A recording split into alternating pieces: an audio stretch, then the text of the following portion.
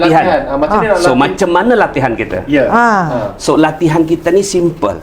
Latihan kita ni tanamkan di dalam solat ilmu-ilmu kebaikan. Yang pertama, kita gerak takbiratul ihram terlebih dahulu. Ini adalah simbol pelepasan. Pelepasan ni, ada orang yang solatnya macam ni, Allahu Akbar. Itu bukan solat, tak lepas. Itu geram tu. Geram kat suami tadi tu. Geram buat suami, geram dengan orang yang apa saya tadi. Ya. So itu pun ada rasa kan. Baik. Kita manusiawi. Ketika kita marah, ada orang yang potong kita dari belakang. So andaikan itu kejadiannya pukul 10, jam 10, jam 1 siang kan zuhur. So ya Allah, aku tadi geram sangat ya Allah. So saya lepaskan hari ini. So zuhur tu lepas, let go, let it go. Lepaskan, bayangkan semua, serahkan kepada Allah. Release, forget Release, forget and forgive. So ini release, forget itu tanda dia. Kalau kita masih ada ingat pada satu kejadian, berarti kita belum release. So tanda dia adalah release, lepas tu forget and forgive. Maafkan, karena semua kejadian itu datang dari Allah. Semua. Forget dulu. Ada orang yang saya dah release tapi saya tak nak lupakan dia. So ini mungkin kita tak boleh melupakan seterusnya, semuanya kita tak boleh melupakan, tapi melupakan detail peristiwa dia. Misalnya ni kan wanita ni ahli sejarah. Pernah tak kamu dipukul suami? Cari cerita panjang kan? Iklan. Tapi lepas dia melakukan release, forget and forgive tu, dia pernah tak dipukul suami? Ya, siapalah yang pernikahannya sempurna. Saya pun tak sempurna juga. Tapi kalau ditanya, saya dah tak ingat lagi. Itu dia berarti dia forget. Kalau dia masih ingat hari Rabu, 2 hari bulan Disember, pakai baju merah kan, lepas tu ada solawat di masjid, so dia ingat semua peristiwa tu, berarti dia belum forget. Macam mana dia mau forgive kalau dia tak forget? So dia forget dulu. Jadi release, forget and forgive. Lepas tu ini adalah bahagia tanpa syarat. So hormon oksitosin ini kena keluar masa kita seperti ini. Makanya kita buat latihan tu ketika solat tu, bayangkan ketika kita bersedekap ni seperti bayi yang dipeluk ibunya sendiri. Tenang, damai. So hormon itu yang keluar. So ini adalah pelepasan, serahkan kepada Allah. Ini namanya tawakal. Lepas ini adalah bahagia tanpa syarat, syukur. Tawakal syukur, tawakal syukur, tawakal syukur. Latihan macam kita mengangkat beban lah.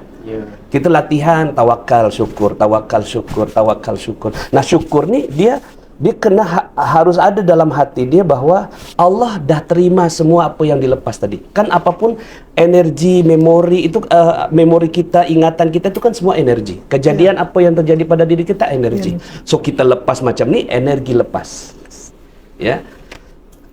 Kemudian ini bahagia tanpa syarat. Kemudian lepas tu baca Al-Fatihah. Al-Fatihah dan ayat yang dibacakan itu adalah menggetarkan hati dengan Al-Quran. So Al-Quran adalah obat. Tapi obat tu, kalau hormon oksitosin tak keluar, obat pun tak boleh masuk. Nanti Bunda yang jelaskan lah ini. Ketika kita tenang, ayat Al-Quran tu boleh masuk. Dia boleh healing kita. Nah, selama ini kenapa solat kita tak jadi latihan? Kita masih begini, ayat Al-Quran tak masuk pun. Tapi ketika kita lepas, ya Allah, aku serahkan tadi orang yang potong jalan aku, ya Allah. Kemudian, bahagia sangat jumpa dengan engkau.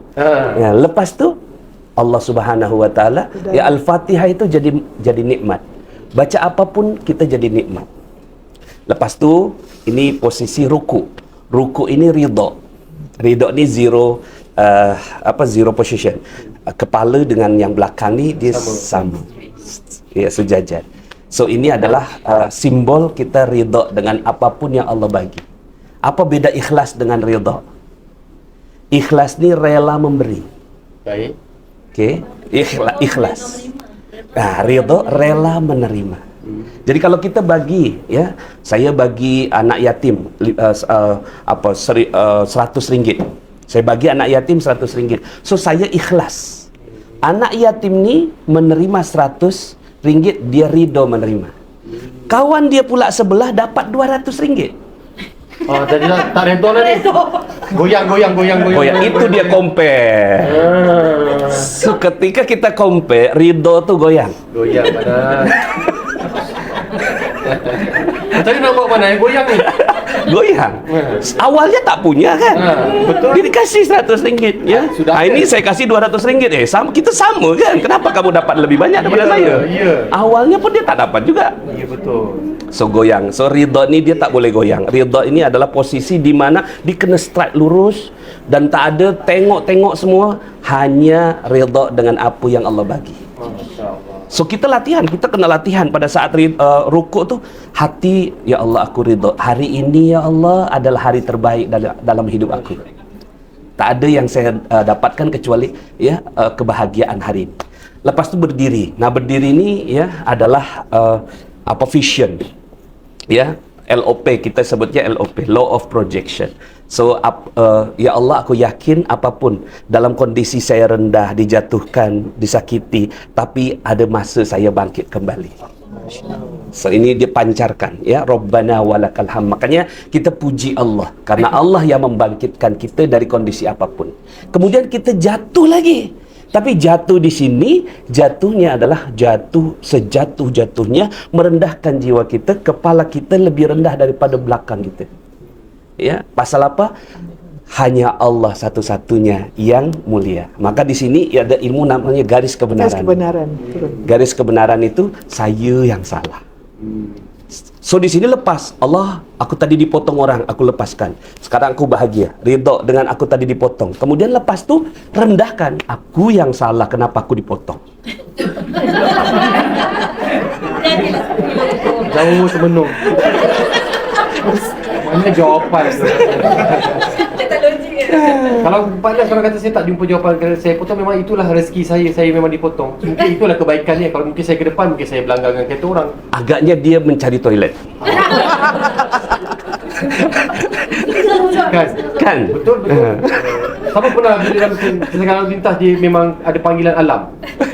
Dia dah tak kira, signal semua dah tak ada panas Ya. Betul. Seterusnya panas? Seterusnya, lepas tu ketika kita dah rendah, sudah jadikan kita ni banyak hinanya, Allah yang mulia, lepas tu bolehlah kita meminta kepada Allah Subhanahu Wa Taala. Makanya satu-satunya bagian kita meminta kepada Allah adalah duduk di antara dua sujud.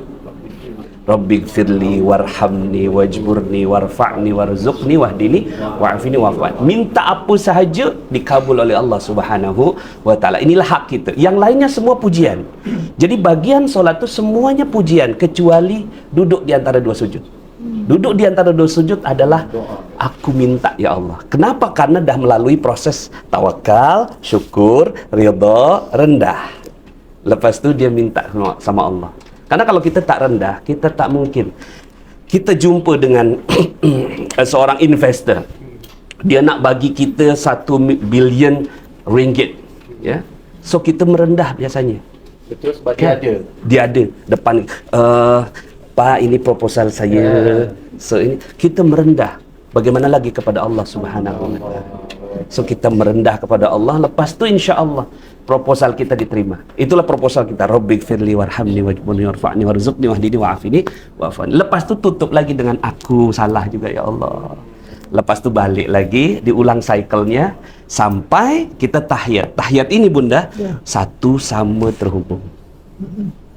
Tahiyat ini kita mi'raj sebetulnya posisi tu, ya. Ini panjang Bunda. Tak apa, teruskan. tak apa, Penting. Bunda. Dia masih Penting, ya? Memang benda panjang pun. Ya.